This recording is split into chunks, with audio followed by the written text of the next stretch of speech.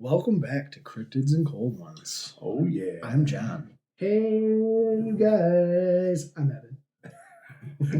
And I'm Kyle. And today, we have a very interesting case to cover. Interdasting. And I'm very excited about it. From Soviet Russia. Mother Russia. But first, housekeeping. Want me fluff pillow? Want me jack you off? You asked for it. You looked at me like, say it, Kyle. Say it, Kyle. Say the line. Say the line. I was just waiting for it. You're welcome. Our link tree will be in the show notes. I still have not added any of the beers to our Untapped because no one has followed it yet. Slow. Come on, people. We are still looking for your guys' stories. We are. Email cryptidsandcoldones@gmail.com. Please. You can message us on Instagram if you follow us there, and we can set up an interview. Or you can give us a call at, hold on, I always forget to pull up the number. 8675309. Jenny, got Did you know that there's a boiler company called Lochinvar, and the password to get into their settings and stuff is 5309? So every time I have to do it, I sing that song. Should you have told everyone the password? Oh, it's public knowledge. You can just Google it. The password is password. Well, that's like some internet modems. They have a default website, 192.168.0.1, and the username is admin, and the password is password. Oh, I did not know that. Yeah, but our number is 989-402-4091. Call it. Call us. Call and or text. Call me, maybe. Hey. I get the phone calls directly to my phone, but you will get sent to voicemail. Go ahead and leave your story. 3 minutes max. If it goes over 3, just call back and we will spice it together. He likes calls at like 3 a.m. It's Eastern Standard It's Time. muted, so I don't actually. It doesn't ring. Well, just let them think they're waking you up. It's even funnier that way. Oh, yeah, don't do that. Don't call me at 3 o'clock in the morning. I'd hate to be woken up to that. It would be terrible. It's like surprise sex. Don't wake me up. Like I have to mute our group chat. Oh, yeah. Yeah. But I told Evan, it's always muted. I just know that when I open my phone, there's going to be something. Yeah. Yeah, that's every day. That's not suitable for our listeners. You guys think this is bad? Yeah, this is. You should see what we talk about offline. This is squeaky clean. We're censored here. So yeah, the housekeeping's done. Are you guys ready for the important stuff? Oh yeah, absolutely. Give me a hell yeah! What? Ooh. It's quite hazy. So today we're drinking Pure Michigan Hazy from Shorts Brewing, which happens to be one of my favorite breweries in Michigan. What do we think? Tastes like goblin piss. I honestly, I think that one's gonna get like a 3.5 from me. I don't like the flavor on the back end of it. It does have an odd back end flavor, much like things have on the back end. So sometimes the backside has a weird flavor. I mean, like back end. Toss that salad. Yeah. I'm definitely a 2 because I hate IPAs. This one's just straight from the devil's taint. I showed him a picture earlier that said how hazy IPAs are made, and it looked like a dude was shitting into the tank. Oh man, I don't know. I think this gets 3 feet as well. Shorts, you disappointed me. I wanted controversial, and I settled for this, and now I'm regretting. No regrets. That's my credo. What movie was that from? What the hell was the name of it? I can picture it. I can picture it too. I don't know the name of the movie. I'll look it up. No regrets. That's my credo. Well, man, I don't know. that was a good movie.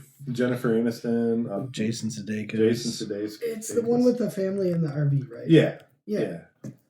That's what Will I thought. Poulter and that Yeah. one girl.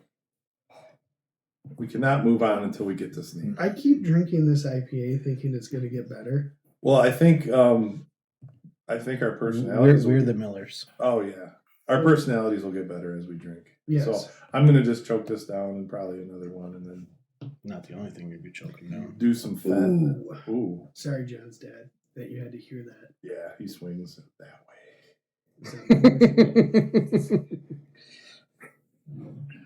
Won't you kiss me on my hot mouth? I'm feeling romantical. Mighty fine set of lips you got there, boy. Romantic. How well do you squeal? Squeal like a pig, boy. Get in there nice and deep like. That movie terrifies me to this day. Yeah. Have I told you guys a story about the only time I've watched that movie? No. I was a child, and we had rented a cabin in the UP, and we were going canoeing the next day. And John's dad Hi, John's dad. thought it'd be a great idea to make us watch Deliverance. How old were you? I don't know, like 12 or Dude's getting plowed over the 13. log. I don't even know. Squeal like a pig, boy. And then Burt Reynolds shoots him with a crossbow. Oh yeah. I think it was just a regular bow. No, it Yeah, was I a thought crossbow. it was a regular boat I thought it too. was a crossbow. Survey says. Oh, John's looking it up. We're Googling it now. We're need googling access. whether The Google machine. Also, R.I.P. Burt Reynolds. Burt. Turd Ferguson. Turd Ferguson. Hey, you're right. It was a regular bow. I know I was right. Because I'm sorry that I talked bad about your favorite movie, you weirdo. I wouldn't say it's my favorite movie. It's not my favorite movie. I just watch it once a year. Every time before I go fly fishing. You know what show really messed me up as a kid was when I was in 6th grade. I watched The Exorcist for the first time. Oh. And for like months on end, I thought I was going to get possessed for no good reason whatsoever. I watched the movie It when it was on TV, and I think I was about 5, and I still don't like clowns. I haven't watched the new It movie. I won't watch anything with clowns in it. It's hilarious. Did you guys know that Freddie Mercury had a daughter? No? How? I don't know. This thing says Freddie Mercury's final gift to daughter who hid existence for 48 years. Wait a second. The child was unintentionally conceived during an affair. Wrong hole. Oh. Oh, man. All right, we should probably get talking. Oh, yeah. Oh yeah, we have a podcast to Yeah. do. We have a topic to talk about. Do you like sausages? Do you like sausages? Do you like sausages? Daddy, would you like some sausage? Daddy, would you like some sausage? Links or patties? Links. Sorry about that. I thought we were going to do the podcast. We are. We are going to, Soviet Russia. Into the Ural Mountains. The Urals. The home of Vasily Zaitsev. Excellent. Stalin, Lenin, I don't know if Rasputin. Oh, well, they weren't from the Urals, but I'm just saying, Georgia selling. That's all. Back then, it was all with hammer and sickle. So Good old Georgia. Georgia. We're going to be speaking about the Dylatov incident. What year did it happen in? 1959. That was a good year. That was a great year. Good year for Soviet Russia. Oh, man. So, you guys are obviously familiar with that. I was vaguely familiar with it until I joined this podcast. So, I'm going to do the best I can. Here we go. Onward. and upward to the Urals. Tally ho. Tally ho, scallywag. Scallywag. So there. You guys know what a pirate's favorite store is? What's that? Menards. That was Oh bad. my God. That was a solid dad joke. So in 1959, a group was formed for a skiing expedition across the northern Urals in Sverdlovsk Oblast, Soviet Union. According to Prosecutor Tempelov, documents found in the tent of the expedition suggest the expedition was named for the 21st Congress of the Communist Party of the Soviet Union and possibly was dispatched by the local Komsomol organization. Igor Dylatov, a 23-year-old radio engineering student at the Ural Polytechnical Institute, now Ural Federal University, was the leader. He assembled a group of 9 others for the trip, most of whom were fellow students and peers at the university.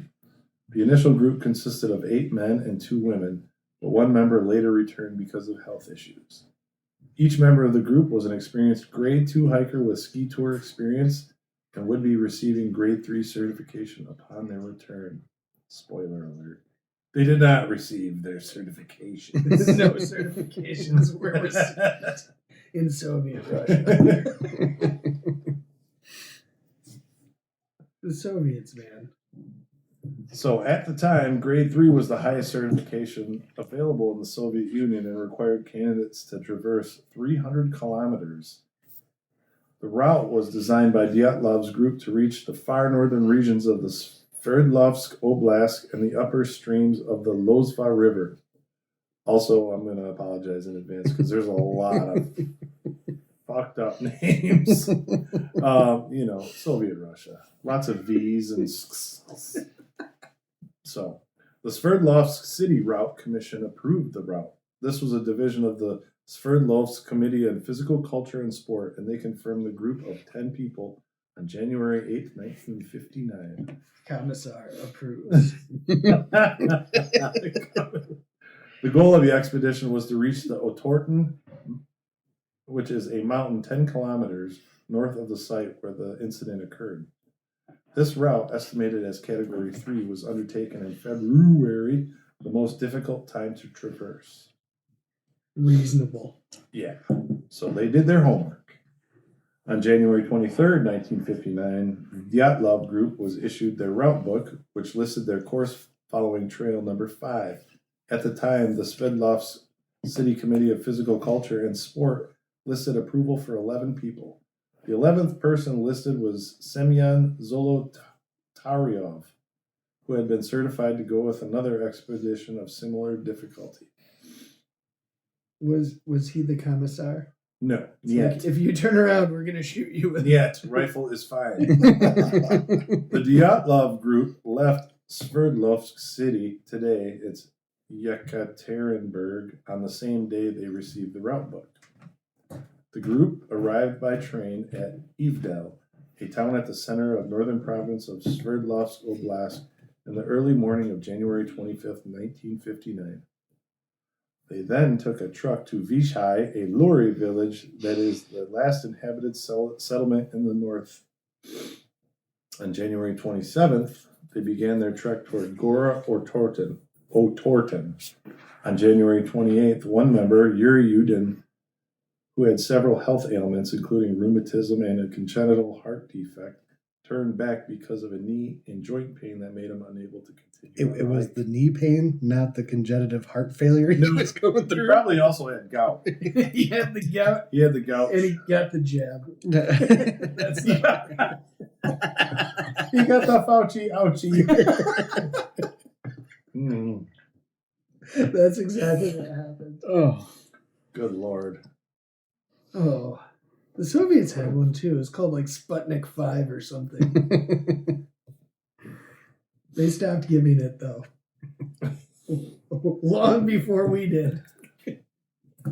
So, diaries and cameras found around their last campsite made it possible to track the group's route up to the day preceding the incident.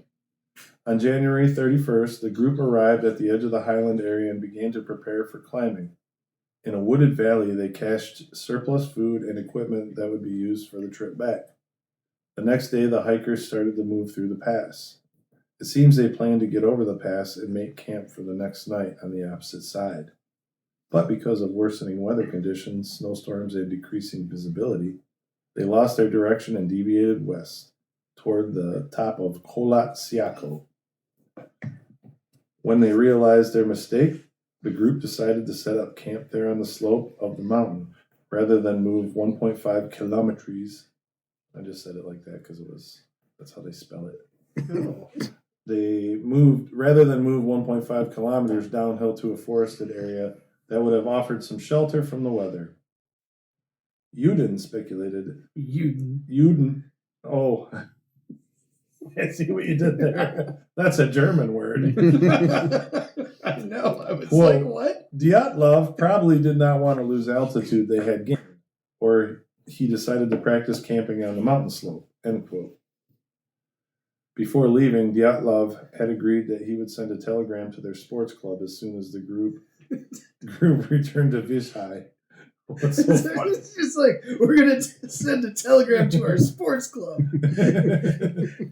Communist Sports Club is best sports club. I don't know. I'm just picturing these people like, yes, for Mother Russia. Mother Russia. I don't know. It was expected this would happen no later than February 12th, but Dylatov had told Uden before he departed from the group he expected it to be longer. When the 12th passed and no messages had been received, there was no immediate reaction. Delays of a few days were common with such expeditions. On February 20th, the travelers' relatives demanded a rescue operation, and the head of the institute sent the first rescue groups consisting of volunteer students and teachers. Later, the Army and the military police forces became involved, with planes and helicopters ordered to join the operation. Yes, because they are well known for their competence in Soviet Russia. Why would you say that? They're pretty, lately they can't take over Ukraine, but... Well, they have the entire West fighting against them. Nah. the whimper of defeat. Yep. That's essentially what Ukraine's doing right now. The whimper of defeat.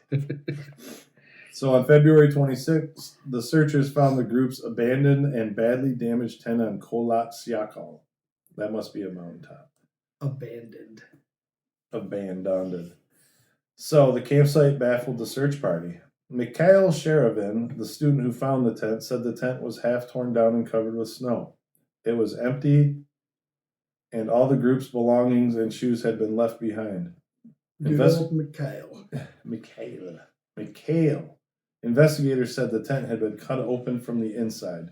9 sets of footprints left by people wearing only socks or a single shoe or even barefoot could be followed, leading down the edge of a nearby wood on the opposite side of the pass, 1.5 kilometers to the northeast. After about 500 meters, these tracks were covered with snow. At the forest edge, under a large Siberian pine, the searchers found visible remains of a small fire. Small.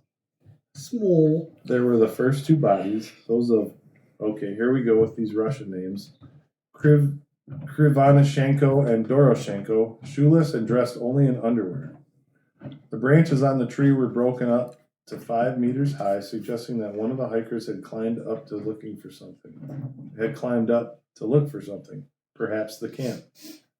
Between the pines and the camp, searchers found 3 more corpses, Dylatov, Kolmogorova, and Slobodin, who died in poses suggesting they were attempting to return to their tent. They were found at distances of 300, 480, and 630 meters. What's that in 980, 1,570, and 2,070 feet. You were prepared for that. He probably knew I was going to ask.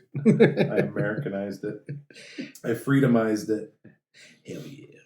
Hell yeah. Freedom isn't free. Bless America. Finding the remaining 4 travelers took more than 2 months. They finally were found May 4th under 4 meters of snow in a ravine 75 meters, 246 feet. That was a good one.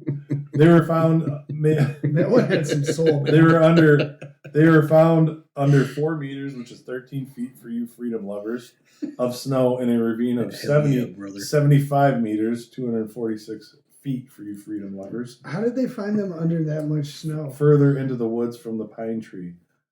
I don't know. Didn't just what they it says. come back when the snow melted? They probably did because this was in May, so. If I remember correctly, they came back after. Yeah, this was 2 months after. They showed up at Quattro de Mayo. God, that's a Russian holiday for you guys. Three of the 4 were better dressed than the others, and there were signs that some clothing of those who had died first had been removed for use by the others. Did they wear tuxes? They were better dressed. It's a black tie. I figure you're dying in the woods. Ooh, that was a hazy one. Hell yeah. Dubinina was wearing Krivonishenko's burned, torn trousers, and her left foot and shin were wrapped in a torn jacket. Did she break something? That has yet to be. They still don't know. A view of the tent as the rescuers found it on February 26, 1959 was shown. The tent had been cut open from the inside. Most of the hikers had fled in socks or barefoot. A legal inquest started immediately after the first 5 bodies were found. A medical examination found no injuries that might have led to their deaths, and it was concluded that they all died of hypothermia. Slobodin had a small crack in his skull, but it was not thought to be a fatal wound. Pause for shit talk. So that all happened pretty damn quick. Yes. From what I'm getting. They're like, oh my God, we need to get out of this tent extremely fast in our underwear. I'll cut the side of it because this is our only shelter and this makes sense. Maybe we can get back to our cache. That's pretty much what I'm leaning towards. It says a lot about what their findings and their thoughts. And I mean, I can see where people would say this was like a Yeti or some sort of Russian military experiment gone bad on these people, but we'll get to that. It sounded like they're having an orgy and then maybe some snow came on them or something in that tent. There was 9 of them. And there wasn't the white stuff I wanted. So I just want to time out. There is they're not called the Yeti in what do they call it? The Almas or the Almas Day, which the Almas Day is supposed to be like a Neanderthal, like that's still alive. Gotcha. They're more man-like, whereas the Almas are more Bigfoot-like. What happened to your Wi-Fi, dude? The Wi-Fi. Oh, my son was having trouble with it, and they had to unplug it and plug it back in. Okay. Is that going to be a problem for the podcast? Absolutely not. All right. Just remember, it's the modem is named Taxation is Theft. As it is at all of our classes. It be so shocking. That happened independently as well. Yeah.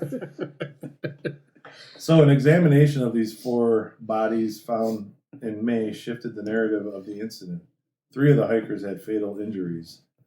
Thibault-Brignol had major skull damage, and Dubinina and Zolotaryov had major chest fractures. According to Boris Vosrosdeny, the force required to cause such damage would have been extremely high, comparable to that of a car crash. Notably, the bodies had no external wounds associated with bone fractures, as if they had been subjected to a high level of pressure. Like a bear hug? Under pressure. Here we go again. Pressure. All 4 bodies found at the bottom of the creek in a running stream of water had soft tissue damage to their head and face. For example, Dubinina was missing her tongue, eyes, parts of her lips, as well as facial tissue and a fragment of skull bone, while Zolotaryov had his eyeballs missing, and Alexander Kolevatov his eyebrows. His eyebrows? His eyebrows. Did they call her Doobie or Nina? It's all one word, Dubanina. I know, but I'm saying, like, nobody's calling somebody. It's like, hey, Dubanina. Like, I don't. If your name was if either of your names were more than one syllable, I totally would call you something shorter. I'm not going to be like, hey, Dubanina. I'd be like, hey, Doobie. Or, hey, Nina. Dubanina. I'm just saying. Mr. Volsros Denny, the forensic expert performing the post-mortem examination. Expert. Yes. Judged that these injuries happened post-mortem because of the location of the bodies in the stream. I thought it was a crick. Crick stream? I don't know. There's not much difference between the two. No, just spelling. Initial speculation suggested that the indigenous Mansi people, reindeer herders in the area, had attacked and killed the group for encroaching upon their lands. I like it. Stay away from my reindeer. These are Santas. I believe reindeer that are just caribou, but the reindeer are like domesticated caribou. Perhaps. I think that's all right. I'll Google what the difference between reindeer and caribou is. I think I'm right on that. Have a very shiny nose. Several Mansi were interrogated, but the investigation indicated that the nature of the deaths did not support this hypothesis. But they still interrogated them. Well, yeah, this is Mother Russia. It's like, you get interrogation, and you get interrogation. You're hitting out interrogations like Oprah. Damn man. They are the same thing. They are. Reindeer is generally used for domesticated animals. Oh, hell yeah. Only the hiker's footprints were visible, and they showed no sign of hand-to-hand struggle. Hand-to-hand combat. Although the temperature was low, about -25 to -30 degrees Celsius, or -13 to -22 degrees freedom, with a storm blowing, the dead were only partially dressed. Some only had one shoe, while others wore only socks. Some were wrapped in snips of ripped clothes that seemed to have been cut from those who already were dead. So it sounds like shit went down. They had to exit quickly. But They're like movement. yeah. Journalists reporting on the available parts of the inquest file claims that it states 6 of the group members died of hypothermia and 3 of fatal injuries. There were no indications of other people nearby on Kholat Syakhl apart from the 9 travelers. So here's the facts that we know. Time out. What if this is just a giant psyop in Soviet Russia and they like literally made it so you could never figure out the real answer, and they just sent all these people to a gulag, killed them, and then afterwards they're like, we'll just place them on this pass and then people will think they died while hiking. Okay.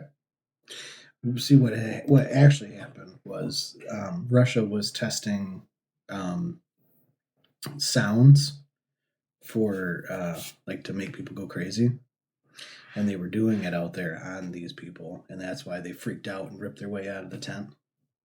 There is a little talk about infrasound and whatnot when we were talking about, or when I was looking this up. But the facts that we know, the tent was ripped from within. The victims had died 6 to 8 hours after their last meal. What do they eat in Russia? Borscht. Borscht? Poverty What is that? nachos. Like cabbage and red liquid? Starvation diet. It's still big in Russia. Yeah. If when I say poverty nachos, do you guys know what that is? No. No.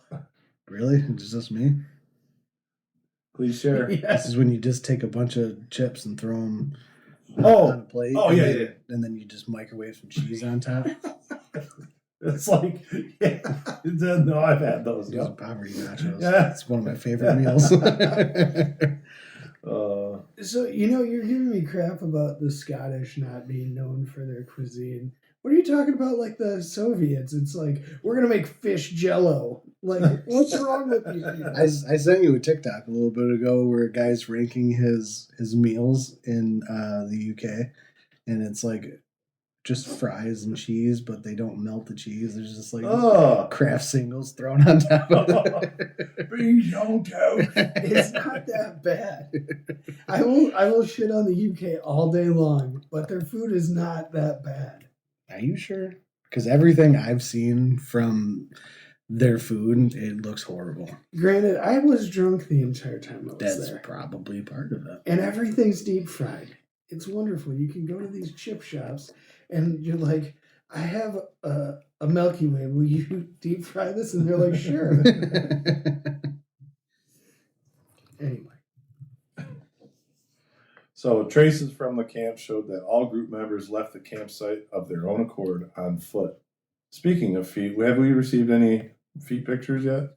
No. Damn it. All right, moving on. My feet. We don't want that. Also, some levels Onlyhobbits.com. some levels of radiation were found on one victim's clothing. To dispel the theory of an attack by the indigenous Mansi people, Vosrose Denny's stated that the fatal injuries of the three bodies could not have been caused by human beings because the force of the blows had been too strong and no soft tissue damage had occurred. Do you have like parental settings on your Wi-Fi? Yet. Oh, I tried to go to onlyhobbits.com and it says it can't be reached. It's because it doesn't exist. Buy that domain name. We do have where we can like turn off Wi-Fi to like certain Xboxes because what would you find?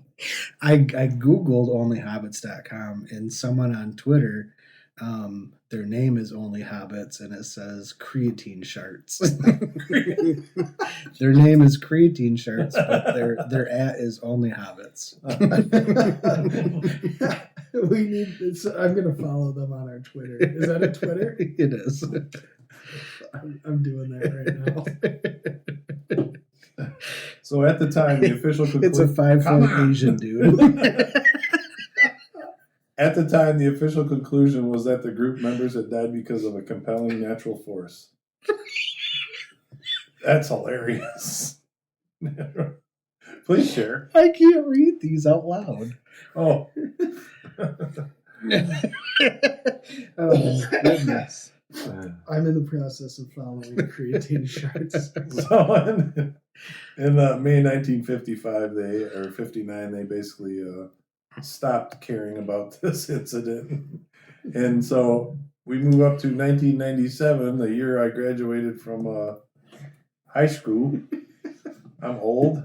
It was a good year. In 97, it was revealed that the negatives from Krivonashenko's camera were kept in a private archive of one of the investigators, Lev Nikitich Ivanov. The film material was donated by Ivanov's daughter to the Dylatov Foundation. The diaries of the hiking party fell into Russia's public domain in 2009. Are you still laughing about that? So on April 12th, 2018, Zolotaryov's remains were exhumed on the initiative of journalists of the Russian tabloid newspaper Komsomolskaya Pravda. Come on my chin, Pravda. I don't know how you say it. Contradictory results were obtained. One expert said the character of the injuries resembled a person knocked down by a car, and the DNA analysis did not reveal any similarity to the DNA of living relatives. In addition, it turned out that Zolotaryov's name was not on the list of those buried at the Ivanovskoye Cemetery. Nevertheless, reconstruction of the face from the exhumed skull matched post-war photographs of Zolotaryov, although journalists expressed suspicions that another person was hiding under Zolotaryov's name after World War II. In February of 2019, Russian authorities reopened the investigation into the incident, although only 3 possible explanations were being considered: an avalanche, a slab avalanche, or a hurricane. That A doesn't hurricane. make sense. The possibility of a crime had been discounted. No crime in the Soviet Russia. Do do do do. The Ural Mountain Hurricane. Created by Scorpion. So, in related reports, Yuri Kuntsevich,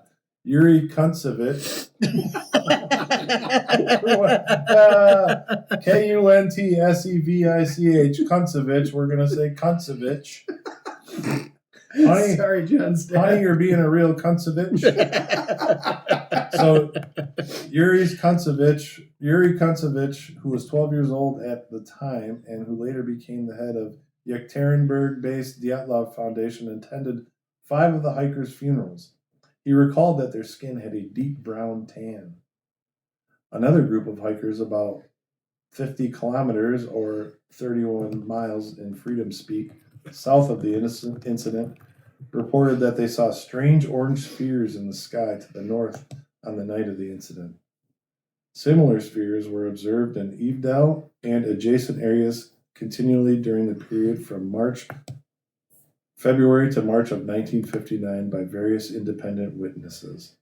These sightings were noted in the 1959 investigation, and the various witnesses came forward years later. So the aftermath of this.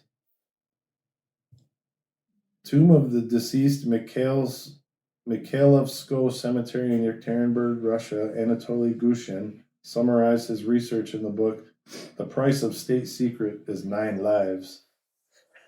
Some researchers criticize the work for its concentration on the speculative theory of Soviet secret weapon experiment, but its publication... Jesus Christ. We got some autism here. Full spectrum. We can't follow Only Hobbits. We can't. Oh, is it filthy? Does it make you a sinner? Oh God, Is it sinful? It is. Oh, it really is. We'll discuss this offline. Some researchers criticize the work for concentration on the speculative theory of the Soviet secret weapon experiment, but its publication led to public discussion stimulated by interest in the paranormal. Indeed, many of those who have remained silent for nearly 30 years reported new facts about the accident. One of them was police officer Lev Nikitich Ivanov, who led the official inquest in 1959. In 1990, he published an article that included his admission that the investigation team had no rational explanation for the incident. He also stated that after his team reported that they had seen flying spheres, he then received direct orders from high-ranking regional officials to dismiss this claim. So possible explanations: avalanche, slab avalanche. That's it. I'm not buying the avalanche thing. Why not? I want to know why there's radiation on the one dude, right? Like, that doesn't just happen.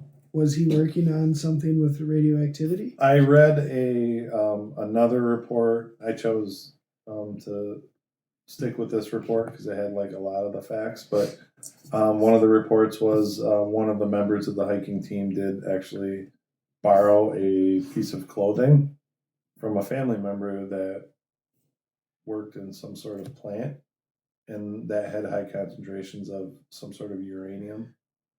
So that's, I mean, in Russia, you know, they're not really known for keeping their nuclear reactors up to speed. You have one little nuclear reactor meltdown, and all of a sudden you're not really known for keeping it. We've had a couple, but that's what I'm saying. Like, the Russians get a real bad rap for Chernobyl. I don't know why I'm becoming such a Russian apologist, but it's probably gonna get us canceled, though. Yeah, probably. But I said that's my game anyway. I'd love to see us get canceled. So this guy named Benjamin Radford suggests an avalanche as probably the most plausible cause of this. The group woke up in a panic and cut their way out of the tent, either because the avalanche had covered the entrance to their tent or because they were scared that an avalanche was imminent. So they're driving down the road and a Chevy Avalanche shows up. It's all rusted out because they haven't made one in 20 years. I get it. It's been that long. I don't know. They were poorly clothed because they had been sleeping and having an orgy, and ran to the safety of the nearby woods where I made up the orgy part. Oh, okay. Where trees would help slow oncoming snow. To the trees. Stand in the tall I grass. speak for the trees. The lower X lured them. I speak for the trees. So in the darkness of night, they got separated into 2 or 3 groups. One group made a fire, hence the burned hands, while the others tried to return to the tent to recover their clothing, given that the danger had passed. But it was too cold and they all froze to death before they could find their tent in the darkness. It was aliens.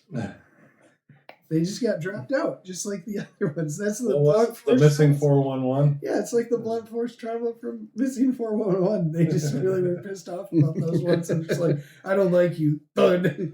So, a lot of people said that around that area, no avalanche occurred. You know, these are just like hikers that have been around the area during that time.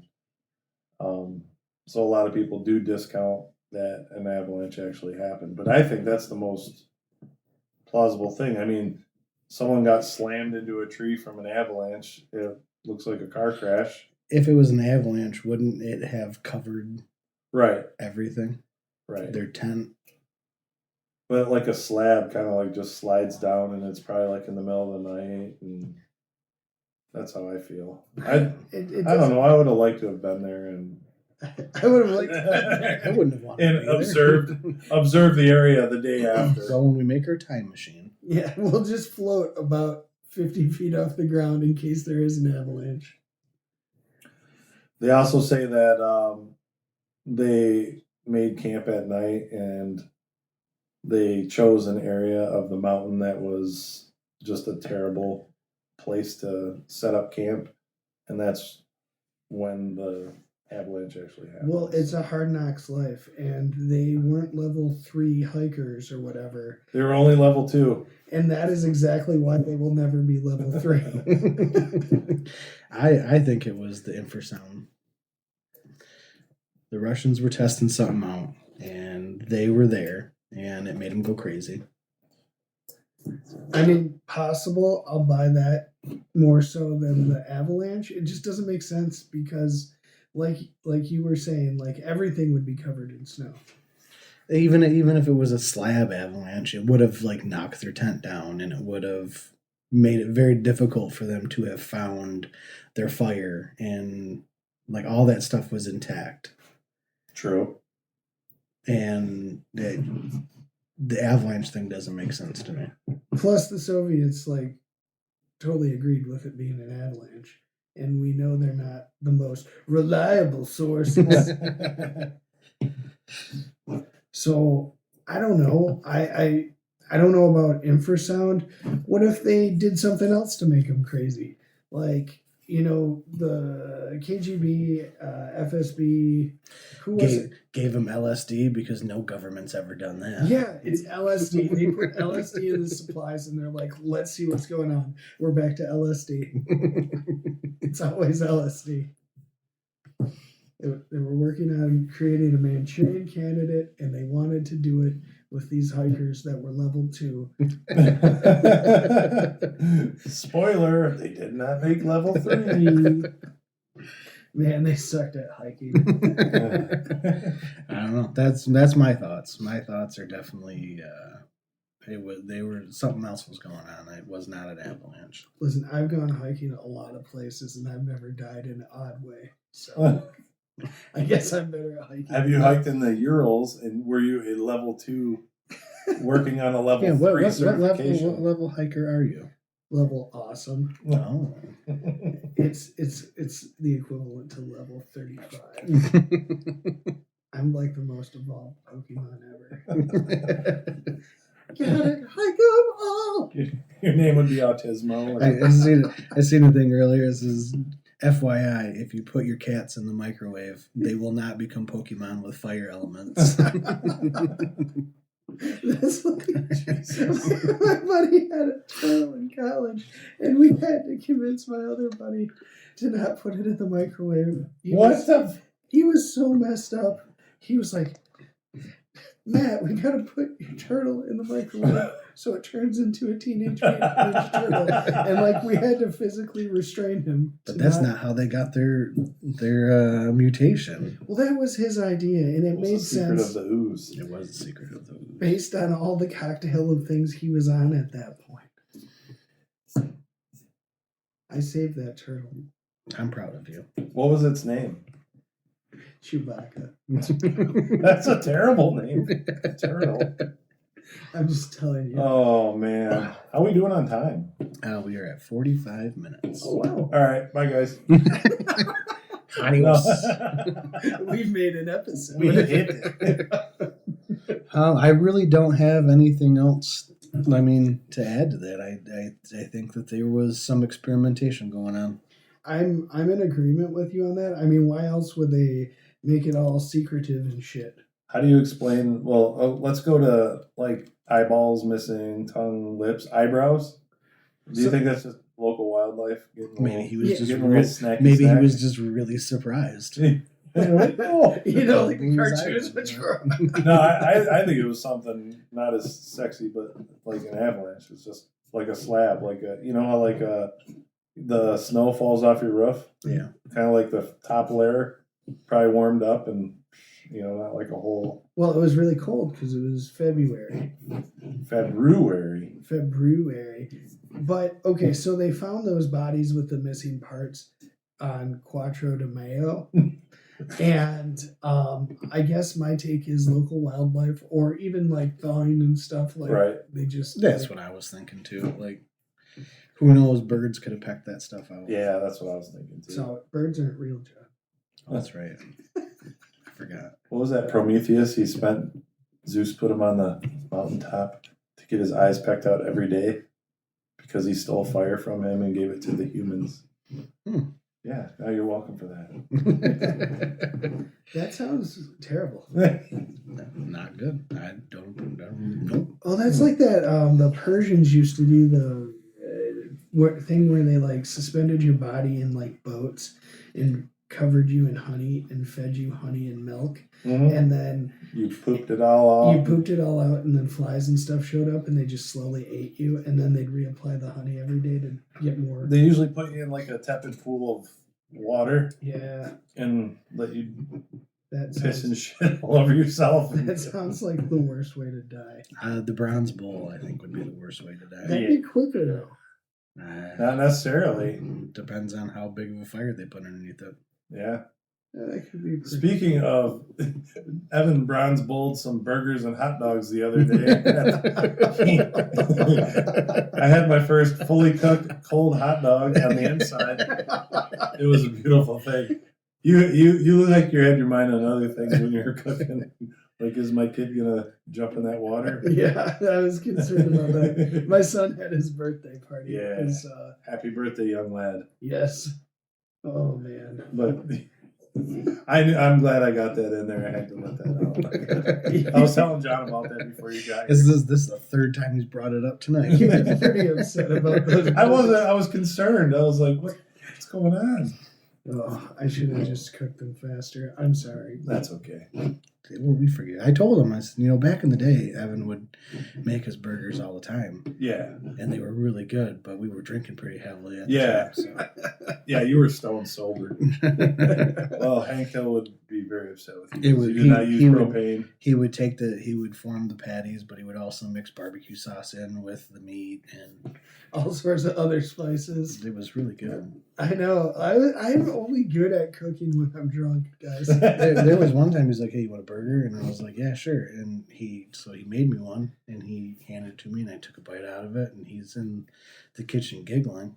And I said, "What's so funny?" He goes, "It was a veggie burger," because he was vegan at the time. Oh, I remember that And I phase. told him I don't want any of that stuff because I'm not vegan.